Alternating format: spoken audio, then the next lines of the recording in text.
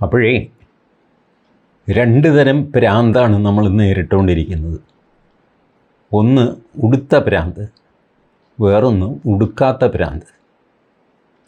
ഉടുത്ത ഭ്രാന്ത് എന്ന് പറഞ്ഞാൽ Donald Trump pant, shirt, belt, പിന്നെ ടൈ, അതിന് മുകളിൽ കോട്ട്, ഇതൊക്കെ ആയിട്ട് കംപ്ലീറ്റ് ഉടുത്തുകെട്ടൊക്കെ ഉണ്ട്. പക്ഷേ ഭ്രാന്താണ്. അതാണ് ഉടുത്ത ഭ്രാന്ത്. ഉടുക്കാത്ത ഭ്രാന്ത് ഇവിടെയുണ്ട്. അതൊരു ടീഷർട്ട് മാത്രം ഇട്ടാണ് നടക്കുന്നത്. പിന്നെ പാൻറ് എന്ന് പറഞ്ഞാൽ കാർഗോ അങ്ങനെ ഒരു പാൻറ്, ഒരുപാട് പോക്കറ്റൊക്കെയുള്ള ഈ വർക്ക്ഷോപ്പിലെ ആൾക്കാരൊക്കെ ഉപയോഗിക്കുന്ന സ്പാനറും സ്ക്രൂ ഡ്രൈവറും ഒക്കെ വയ്ക്കാൻ. ഏതായാലും പുള്ളിക്കാരന് അതാണ് ഉപയോഗിക്കുന്നത്. അത് വിട്ടുകൊണ്ട് പുള്ളി ലോക്സഭയിലൊക്കെ വരും, നെഞ്ചിൻ്റെ മസിലൊക്കെ കാണിച്ച് വലിയ ഷോയൊക്കെ നടത്തും. ഇതെപ്പോഴാണ് ഈ ടീഷർട്ട് ഊരുന്നതെന്ന് നമുക്ക് പറയാൻ പറ്റില്ല. പുള്ളിയുടെ കൂടെയുള്ളവർ ടീഷർട്ട് ഊരിയ വിവരം ഞാനൊരു വീഡിയോയിലൂടെ നിങ്ങളോട് പറഞ്ഞിരുന്നല്ലോ. ഇപ്പോൾ അത് മലയാളത്തിൽ വാർത്തയായി. അതിന് കാര്യം എന്താണെന്ന് വെച്ചാൽ, രാഹുൽ ഗാന്ധിയുടെ കൂടെ ഇച്ചിരി തലയ്ക്കുള്ള ബാക്കിയുള്ളവരുണ്ടല്ലോ, അവരെല്ലാം ഈ പരിപാടിയെ തള്ളിപ്പറഞ്ഞു. ഇതെന്ത് ഭ്രാന്താണ് ഈ കാണിച്ചതെന്ന് ചോദിച്ചിട്ട് അഖിലേഷ് യാദവ്, പിന്നെ മറ്റേ കുറേ പാർട്ടികൾ, അവരൊക്കെ ഇതിനെ തള്ളിപ്പറഞ്ഞു. ഇപ്പോൾ രാഹുൽ ഗാന്ധി ഇച്ചിരി വിഷമത്തിലാണ്. ആ വിഷമം കൊണ്ട് പുള്ളി ചിലപ്പോൾ ടീഷർട്ട് ഊരി ബോഡി കാണിച്ചു എന്ന് വരും. അത് ആണ് ഉടുക്കാത്ത ഭ്രാന്ത്. അപ്പോൾ അങ്ങനെ ഉടുത്ത ഭ്രാന്തും ഉടുക്കാത്ത ഭ്രാന്തുമായിട്ട് നിൽക്കുന്നു. ഉടുത്ത ഭ്രാന്തിന് ഈ മൂച്ച് കയറി. അതിന് കാര്യം എന്താണെന്ന് വെച്ചാൽ, അമേരിക്കയിൽ സുപ്രീം കോടതി ഇങ്ങേരുടെ ഈ താരിഫ് കളിയുണ്ടല്ലോ, ഇതൊക്കെ അവരുടെ ഭരണഘടനയ്ക്ക് വിരുദ്ധമാണ് എന്ന് വിധിച്ചു. 9 ജഡ്ജിമാരായിരുന്നു. അതിൽ 6 പേര് പറഞ്ഞു, പ്രസിഡൻറ്റ്, തനിക്കിതിനുള്ള അധികാരമൊന്നുമില്ല, അതുകൊണ്ട് ഞങ്ങൾ ഈ താരിഫെല്ലാം റദ്ദാക്കിയിരിക്കുന്നു എന്ന് 6 പേര് വിധി എഴുതി. 3 പേര് പറഞ്ഞു അങ്ങനെയൊന്നുമല്ല, അങ്ങേർക്ക് അതിനുള്ള അധികാരമൊക്കെ ഉണ്ട് എന്ന് പറഞ്ഞു. പക്ഷേ ഭൂരിപക്ഷ വിധിപ്രകാരം ട്രംപ് പ്രഖ്യാപിച്ച താരിഫെല്ലാം ശൂന്നായിപ്പോയി. എന്ത് ചെയ്യുമെന്ന് പറയാം. കഴിഞ്ഞ ഓഗസ്റ്റ് സെപ്റ്റംബർ തുടങ്ങി പുള്ളിയുടെ യുദ്ധമാണ്. ആദ്യം കാനഡയ്ക്കെതിരെ, മെക്സിക്കോയ്ക്കെതിരെ, ചൈനയ്ക്കെതിരെ 3 പേരാണ്. അവർ മയക്കുമരുന്ന്, ഫെൻറ്റനിൽ എന്ന മയക്കുമരുന്ന് അങ്ങോട്ട് കയറ്റിവിടുന്നു. അതുകൊണ്ട് 25%, 35%, ചൈനയ്ക്ക് 10 മതി, ഇങ്ങനെയൊക്കെ പറഞ്ഞിട്ട് ഒരുപാട്. അത് കഴിഞ്ഞ് പുള്ളി ഇതങ്ങോട്ട് വികസിപ്പിച്ച് നാടെല്ലാം കൂട്ടിച്ചോറാക്കി. തോന്നിയ വാസപുരത്തിന് 50%, വേറൊരു 45, 35, നീ ആരാ പാകിസ്ഥാൻ, നിനക്ക് 19, ഇങ്ങനെയൊക്കെ പറഞ്ഞ് പുള്ളി താരിഫ് അങ്ങടിച്ചു തുടങ്ങി. ജനം ഇങ്ങനെ മിഴിച്ച് നിന്നിട എന്താ ചെയ്യേണ്ടത്.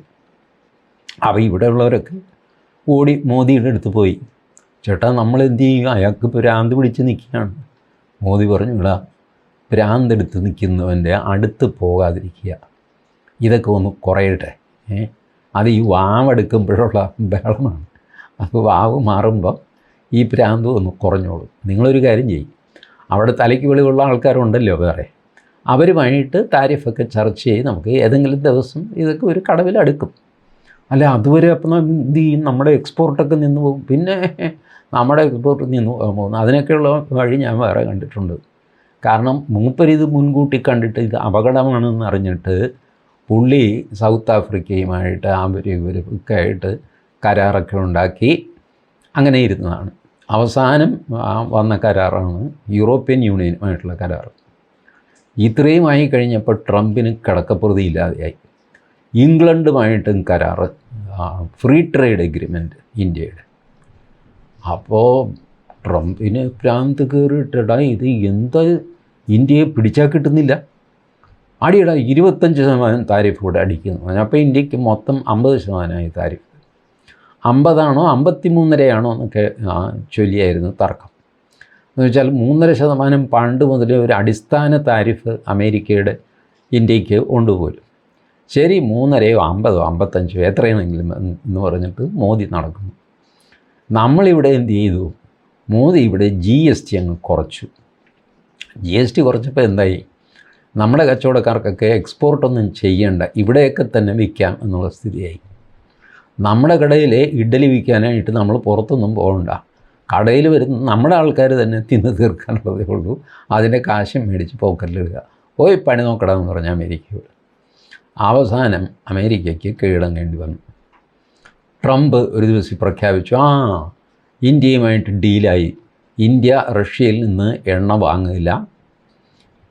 ഒരു വർഷം $100 ബില്യൺ സാധനം അമേരിക്കയിൽ നിന്ന് മേടിക്കും. ഇന്ത്യ ഒന്നും മിണ്ടിയില്ല.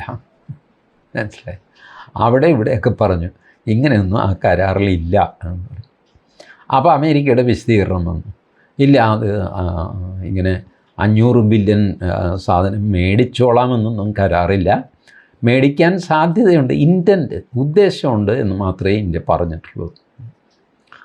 അപ്പോൾ പിന്നെ അത് അങ്ങനെ കഴിഞ്ഞു. ഈ റഷ്യയിൽ നിന്ന് എണ്ണ വാങ്ങുകയില്ല എന്നുള്ളത് റഷ്യക്കാർ പറഞ്ഞു, ഞങ്ങളോട് ഇന്ത്യ ഇന്ന് വരെ എണ്ണ വേണ്ട എന്ന് പറഞ്ഞിട്ടില്ല, ഞങ്ങളിപ്പോഴും എണ്ണ കയറ്റി അയക്കുന്നുണ്ട് ഇന്ത്യയിലേക്ക്. നേരാണോ എന്നൊക്കെ ചോദിച്ചാൽ എല്ലാവരും കൂടെ മോദിയുടെ നേർക്ക്. മോദിയൊന്നും മിണ്ടിയില്ല. എങ്ങനെയെങ്കിലും തൊലയട്ടെ എന്ന്. ചില കാര്യങ്ങൾ മിണ്ടാതിരിക്കുന്നതാണ് നല്ലത്.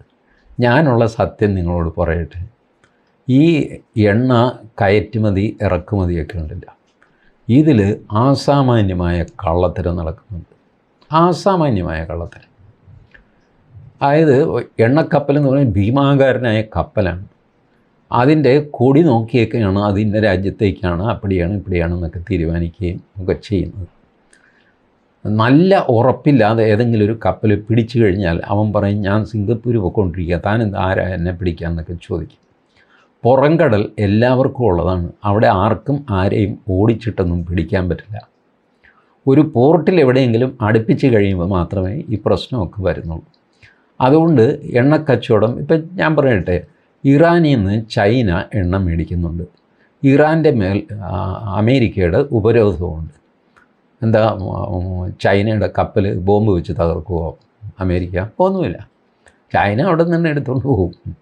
ഉപരോധം തൻ്റെ അല്ലേ, അതെനിക്ക് ബാധകമല്ല എന്ന് പറഞ്ഞുകൊണ്ട് ഇന്ത്യ ആ വഴക്കിന് പോയില്ല. ഇറാനിൽ നിന്ന് എണ്ണ എടുക്കാതെ നമ്മൾ റഷ്യയിൽ നിന്ന് എണ്ണ വാങ്ങിച്ചു. ഇപ്പോൾ അതും കൂടെ നിർത്തണമെന്ന് പറഞ്ഞു കഴിഞ്ഞപ്പോൾ നമ്മൾ മിണ്ടാതെയായി. പക്ഷേ നമുക്ക് ഇപ്പോഴും എണ്ണ വരുന്നുണ്ട്, റഷ്യയിൽ നിന്ന് തന്നെ വരുന്നുണ്ട്. നിങ്ങളിതൊക്കെ നെറ്റിലൊന്ന് കയറി പരതി കഴിഞ്ഞാൽ ഈ രഹസ്യങ്ങളൊക്കെ മനസ്സിലാവും. ഇതൊന്നും വലിയ ആനക്കാര്യമൊന്നുമല്ല. എത്രയോ രാജ്യങ്ങളെ എന്തെല്ലാം സാങ്ഷൻ, റഷ്യ മൊത്തം സാങ്ഷനിൽ നിൽക്കുകയല്ലേ, എന്നിട്ടെന്താ റഷ്യ ചത്തുപോയോ? അപ്പോൾ ഈ സാങ്ഷനാണ്, അതാണ് ഇതാണ് ഉപരോധമാണ് എന്നൊക്കെ പറയുമെങ്കിലും കാര്യങ്ങളൊക്കെ നടന്നു പോകും.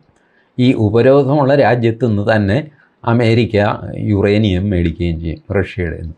ഇങ്ങനെയൊക്കെയാണ് അമേരിക്കയുടെ പണി. അമേരിക്കയുടെ മാത്രമല്ല, എല്ലാവരുടെയും പണി ഇങ്ങനെയൊക്കെയാണ്. എല്ലാവർക്കും അവനവൻ്റെ കാര്യം നടക്കണം. രാഹുൽ ഗാന്ധിക്ക് മാത്രം മറ്റുള്ളവരുടെ കാര്യം മുടക്കണം. അതാണ് രാഹുൽ ഗാന്ധിയുടെ ഉദ്ദേശം. രാഹുൽ ഗാന്ധി ഈ ട്രംപിന് എതിരെ സുപ്രീം കോടതിയുടെ വിധി വന്നു കഴിഞ്ഞപ്പോൾ രാഹുൽ ഗാന്ധി വീണ്ടും എക്സിൽ പോസ്റ്റ് ചെയ്തു, PM compromised, he cannot renegotiate, he will surrender again. ഇതെന്ത് ഭ്രാന്ത്? PMന് റീനെഗോഷിയേറ്റ് ചെയ്യാൻ പറ്റില്ല. ഇപ്പോൾ നെഗോഷിയേറ്റ് ചെയ്തതാണല്ലോ. ആ കരാറിൻ്റെ ഒരു ഫ്രെയിംവർക്കും തയ്യാറായി.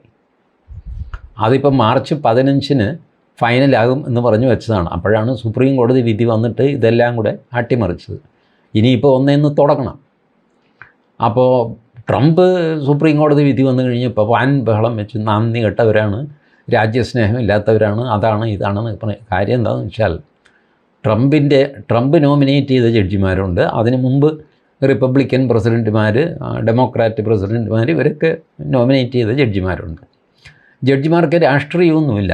എന്നാലും തങ്ങളെ നോമിനേറ്റ് ചെയ്ത രാഷ്ട്രീയ പാർട്ടിയോടൊരു കൂർ അവർക്കുണ്ടാകും എന്ന് എല്ലാവരും കരുതുകയൊക്കെ ചെയ്യുന്നുണ്ട്. പക്ഷേ ഇത്തവണ ഈ ജഡ്ജ്മെൻറ്റ് വന്നപ്പോൾ ഉണ്ടല്ലോ, ഈ ട്രംപിന് അധികാരമില്ല എന്ന് പറഞ്ഞ 6 ജഡ്ജിമാരിൽ റിപ്പബ്ലിക്കനും ഉണ്ട്, ഡെമോക്രാറ്റും ഉണ്ട്. ട്രംപിന് അധികാരമുണ്ട് എന്ന് പറഞ്ഞ 3 പേരിൽ റിപ്പബ്ലിക്കനും ഉണ്ട്, ഡെമോക്രാറ്റും ഉണ്ട്. അപ്പോൾ എന്ത് പറയും?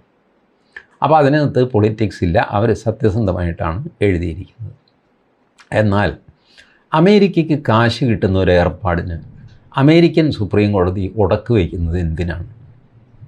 കാര്യം നിങ്ങൾ ട്രംപിൻ്റെ ഭാഗത്ത് നിന്ന് ആലോചിച്ച് നോക്കുക. അയാൾ സകല രാജ്യങ്ങൾക്കും താരിഫ് അടിക്കുന്നു. രാജ്യങ്ങൾക്ക് വേറെ നിവൃത്തിയില്ല. അമേരിക്കയിലേക്കുള്ള എക്സ്പോർട്ട് പൂജ്യമാക്കാനൊന്നും എല്ലാവരും കൂടെ വിചാരിച്ചാലൊന്നും നടക്കില്ല. അവർ വലിയ ശക്തന്മാരാണ്, വലിയ മാർക്കറ്റാണ്, അതാണ് ഇതാണ് ഒക്കെയാണ്. അവിടുന്ന് സാധനങ്ങൾ മേടിക്കാതിരിക്കാനും പറ്റില്ല. കുറേ കാര്യങ്ങളിൽ അമേരിക്കയ്ക്ക് ഏകദേശം കുത്തക തന്നെയുണ്ട് ഒരുപാട് കാര്യങ്ങളിൽ.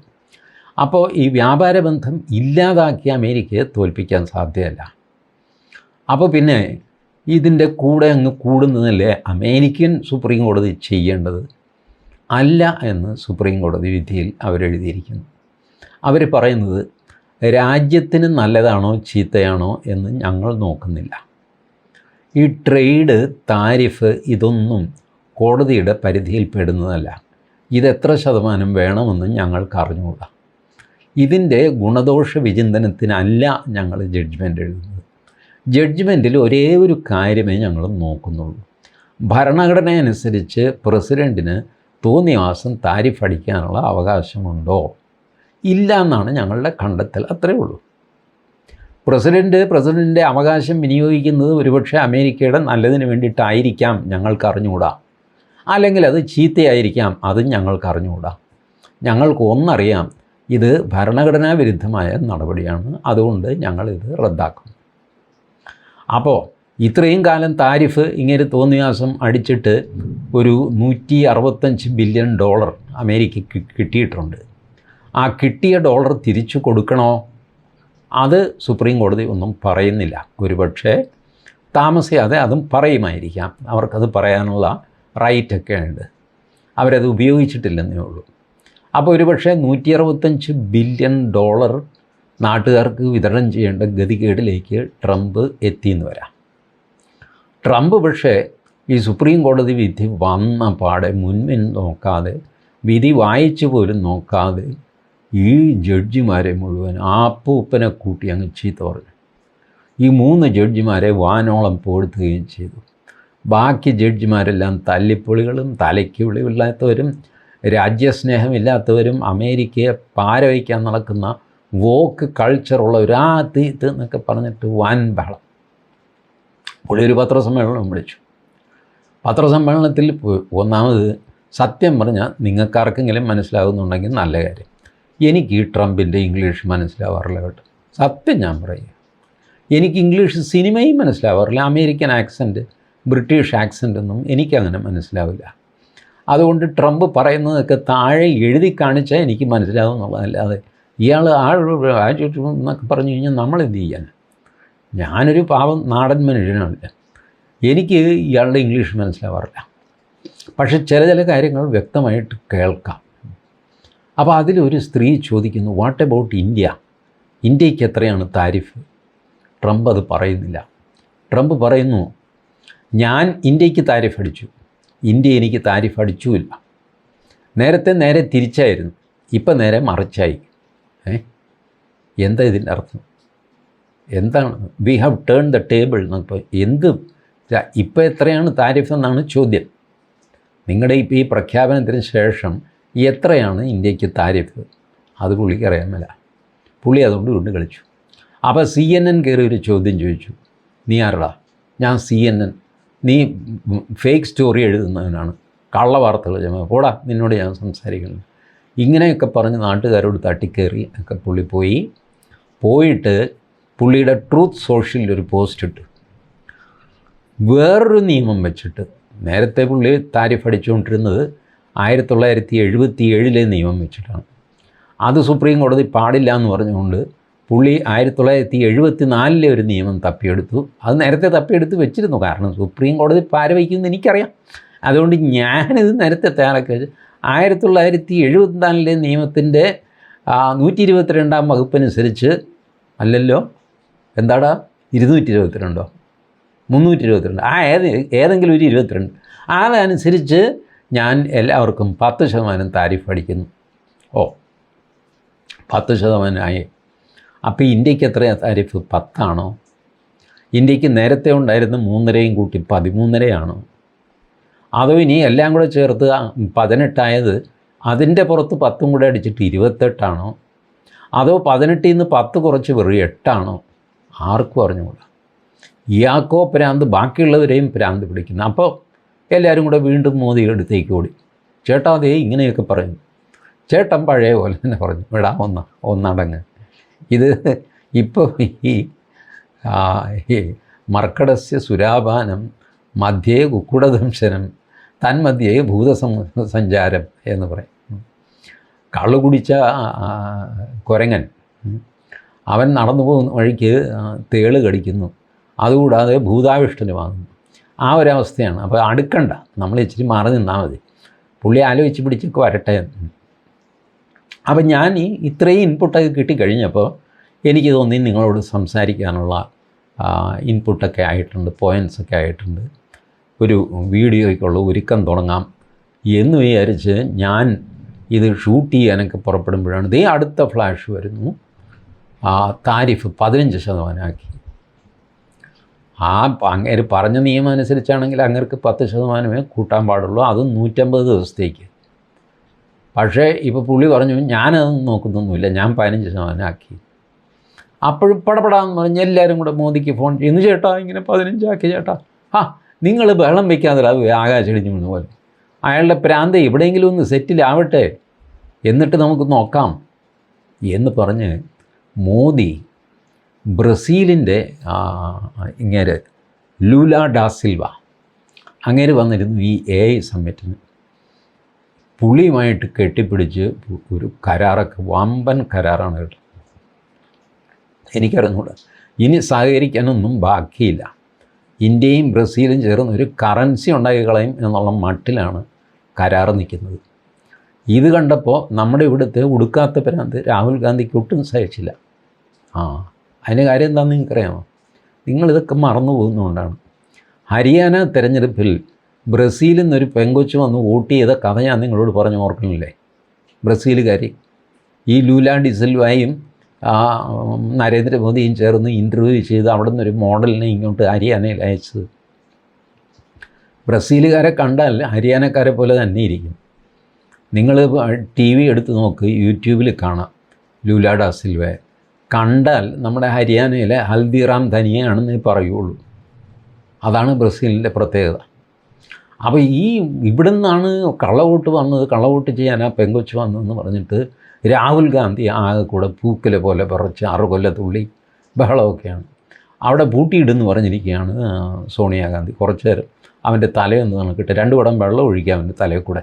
അപ്പോൾ ഇതൊന്ന് ബഹളമൊന്ന് ശമിക്കും എന്നൊക്കെ പറഞ്ഞ് നിർത്തിയിരിക്കുകയാണ് രാഹുൽ ഗാന്ധി. നമ്മളെന്ത് ചെയ്യുമെന്ന് പറഞ്ഞു. അതാണ് ഞാൻ പറഞ്ഞത്. ഒരു വശത്ത് ഉടുത്ത പ്രാന്ത്, മറ്റേ വശത്ത് ഉടുക്കാത്ത പ്രാന്ത്. നമ്മുടെ കാർന്നവരാണെങ്കിൽ അദ്ദേഹം ശാന്തനക്ഷോഭ്യൻ, പാതിരാ തിങ്കൾ പോലെയും കൊടുങ്കാറ്റ് കുലുക്കാത്ത ഹേമകൂടം കണക്കെയും. ഇത് വിഷ്ണുനാരായണ നമ്പൂതിരിയുടെ വരികളാണ് കേട്ടോ. പക്ഷേ ഈ വരികൾ ഇപ്പോൾ സ്യൂട്ടാവുന്നത് നമ്മുടെ പ്രധാനമന്ത്രി നരേന്ദ്രമോദിക്കാണ്. അദ്ദേഹത്തിനിരിക്കട്ടെ ഇത്തവണത്തെ സല്യൂട്ട്. Thank you.